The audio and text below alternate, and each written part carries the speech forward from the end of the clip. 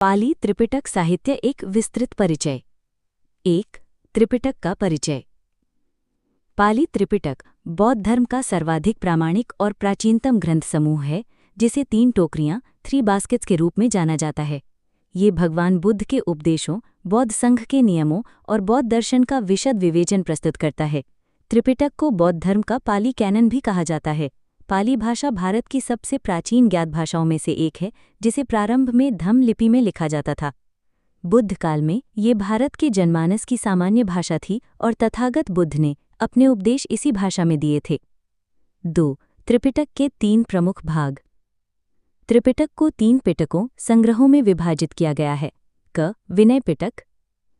विषय: बौद्ध संघ के अनुशासन, नियम और संयम। उपविभाग: महावग, चुलवग, पाराजिक पाचित्य परिवार।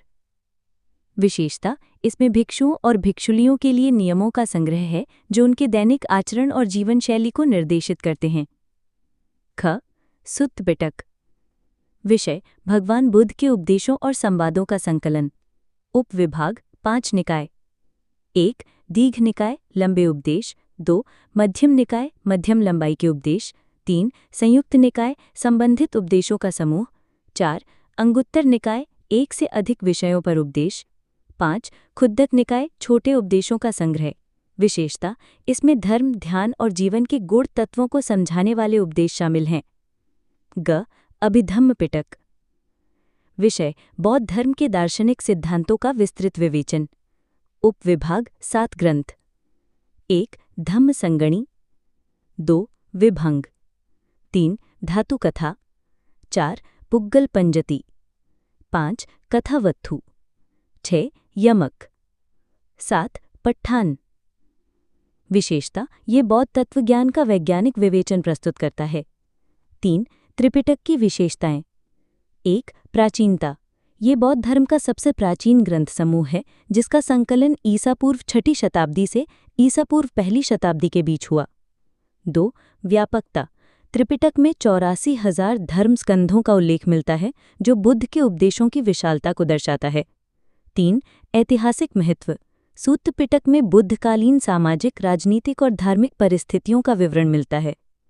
4. शैलीगत विविधता: इसमें गद्य, पद्य, कथा, संवाद, प्रश्नोत्तर आदि विविध शैलीगत शैलियों का प्रयोग हुआ है। 5. वैज्ञानिक दृष्टिकोण: अभिधम्म पिटक में मनोविज्ञान, तर्कशास्त्र और दर्शन का वैज्ञानिक विश्लेषण प्रस्तुत किया गया है। 4. त्रिपिटक का लिपिबद्धीकरण। त्रिपिटक का लिपिबद्धीकरण एक लंबी प्रक्रिया थी, जिसमें 3 महत्वपूर्ण संगीतियों, सम्मेलनों का योगदान रहा। 1. प्रथम संगीति 483 ईसा पूर्व। बुद्ध के निर्वाण के 4 माह बाद राजगृह में आयोजित महाकश्यप की अध्यक्षता में 500 भिक्षुओं ने बुद्ध के उपदेशों को स्मृति से संकलित किया।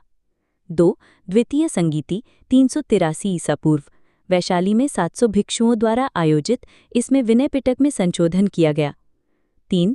तृतीय संगीति 250 ईसा पूर्व। सम्राट अशोक के शासनकाल में पाटलिपुत्र में मोगलीपुत्र तिस की अध्यक्षता में इसी में अभिधम्म पिटक को अंतिम रूप दिया गया। पाली त्रिपिटक को पहली बार लिखित रूप में श्रीलंका में 1ली शताब्दी ईसा पूर्व में संरक्षित किया गया था। 5. त्रिपिटक का आकार और संरचना। सूत्रों की संख्या: त्रिपिटक में हजारों सूत्र समाहित हैं। केवल सूत्त पिटक के 5 निकायों में ही 10,000 से अधिक सूत्र हैं।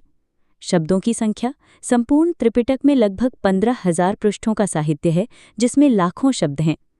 एक अनुमान के अनुसार केवल सुत्त पिटक में ही लगभग 1.5 मिलियन शब्द हैं।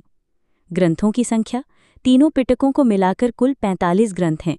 विनय पिटक 5, सूत्त पिटक 5 निकायों में 30 से अधिक ग्रंथ, अभिधम्म पिटक 7 ग्रंथ। 6. पाली भाषा का महत्व। त्रिपिटक की भाषा के रूप में पाली के चयन के कई कारण हैं।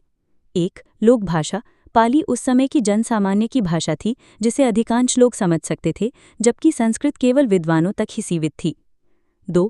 बुद्ध की भाषा नीति: बुद्ध ने जानबूझकर अपने उपदेश स्थानीय भाषाओं में दिए थे, ताकि वे सामान्य जन तक पहुंच सकें। 3. सरलता: पाली संस्कृत की तुलना में सरल थी, जिसमें री, क्ष, त्र, ज्ञ, ए, औ जैसे जटिल अक्षर नहीं थे। 4. प्रामाणिकता: पाली में बुद्ध के मूल उपदेश संरक्षित हुए, जबकि संस्कृत अनुवादों में कई परिवर्तन हुए। 5. ऐतिहासिक निरंतरता। पाली भाषा को प्रथम प्राकृत की संज्ञा दी जाती है और ये भारत की प्राचीनतम ज्ञात भाषाओं में से एक है। निष्कर्ष: पाली त्रिपिटक न केवल बौद्ध धर्म बल्कि संपूर्ण भारतीय दर्शन और संस्कृति की अमूल्य धरोहर है। इसकी भाषा पाली ने इसे जनसामान्य तक पहुंचाने में महत्वपूर्ण भूमिका निभाई। त्रिपिटक की विशालता, विविधता और गहन दार्शनिक विवेचन इसे विश्व साहित्य की अनुपम कृति बनाते हैं। आज भी ये बौद्ध धर्म के अध्ययन का केंद्रीय ग्रंथ है और विश्व भर के विद्वानों द्वारा इसका अध्ययन किया जाता है। वीडियो अच्छा लगा तो सब्सक्राइब कीजिए, शेयर कीजिए, ज़्यादा से ज़्यादा लोगों तक पहुंचा दीजिए।